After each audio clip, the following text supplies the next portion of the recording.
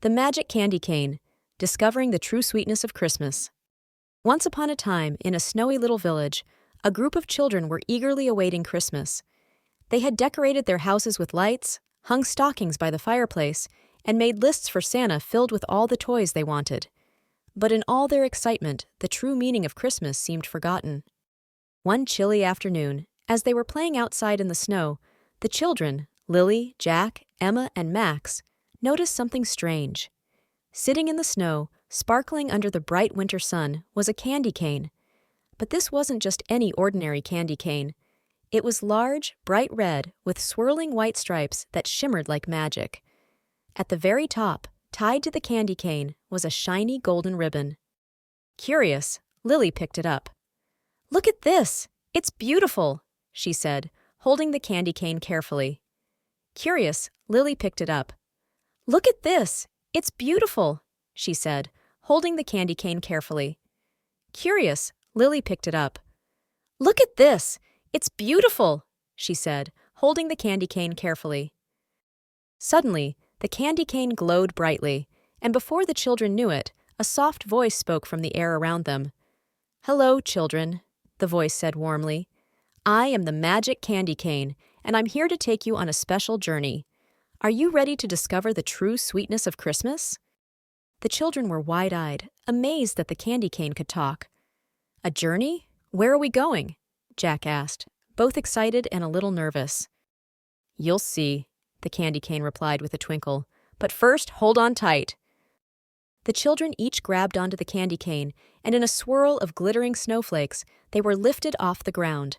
Up, up, up they went, flying over their village, past the twinkling Christmas lights, and toward the starry sky. When they landed, they found themselves in a quiet, peaceful village. There were no flashy decorations or shiny presents, but there were families sitting together, laughing and sharing meals.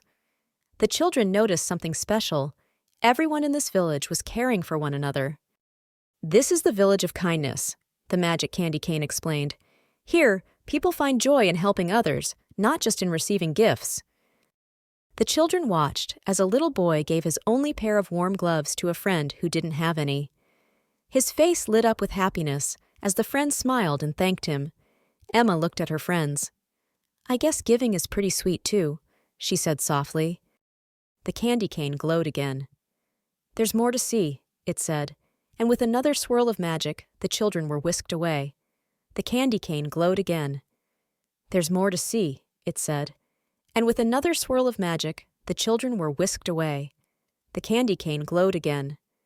"There's more to see," it said, and with another swirl of magic, the children were whisked away.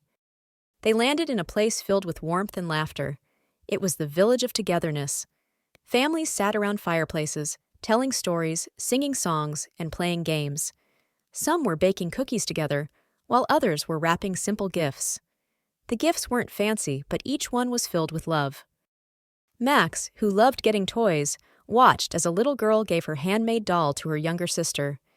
The little sister hugged the doll tight, her eyes shining with joy.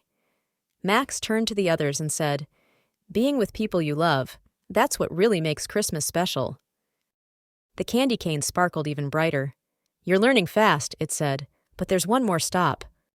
With a whoosh, the children found themselves in a busy town square. But instead of rushing to buy things, people were gathered around, sharing food with those who had none.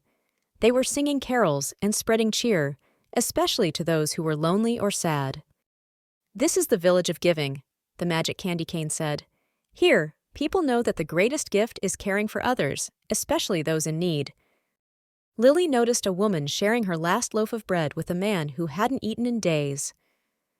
"I've been thinking so much about what I wanted for Christmas," Lily said, her voice thoughtful. "But maybe it's more important to think about what others need." The Magic Candy Cane twinkled with pride. "You've discovered the true sweetness of Christmas," it said. "It doesn't come from presents or decorations. It comes from caring for others, giving what you can, and being with the people you love." With that, the candy cane swirled the children back to their village, gently setting them down in the snow where they had first found it. The candy cane sparkled one last time and then disappeared, leaving behind only the warmth of what they had learned. The children looked at each other, their hearts full of the magic they had discovered. They hurried home, but this time, instead of focusing on their own Christmas lists, they thought of ways they could share the magic with others. On Christmas morning, the children didn't just exchange gifts with each other. They visited their neighbors, shared treats, and made sure no one in their village felt lonely. They sang carols, helped with chores, and spread kindness wherever they went. And that year, the village was filled with more joy than ever before. The children had learned that the real sweetness of Christmas wasn't found in candy or toys, but in caring for others, sharing love, and being together.